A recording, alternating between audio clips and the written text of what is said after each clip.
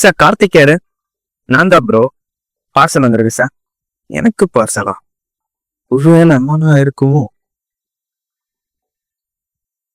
எவ்வளோ bro? 5000 sir.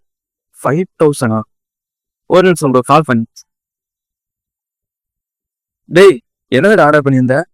ஆட்ரா நான் எதுவும் பண்ணல. நீ எதுவும் பண்ணலையா? இல்ல. அப்படியா?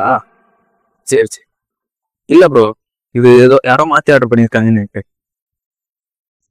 ஓகே சார், ஓடிபி சொல்லுங்க, வெரிஃபை பண்ணிக்கிறேன். 2244. Okay sir, thank you. Okay bro. என்னடா ஏதோ ஆர்டருங்களா ஃபோன் பண்ணியிருந்தேன்? அது ஒன்றும் இல்லடா, எவனோ மாத்தி ஆர்டர் பண்ணிட்டாங்க தான். சரி, அப்புறம் என்னாச்சு? நீ ஓடிபி சொல்லுங்க, கேன்சல் பண்றேன்.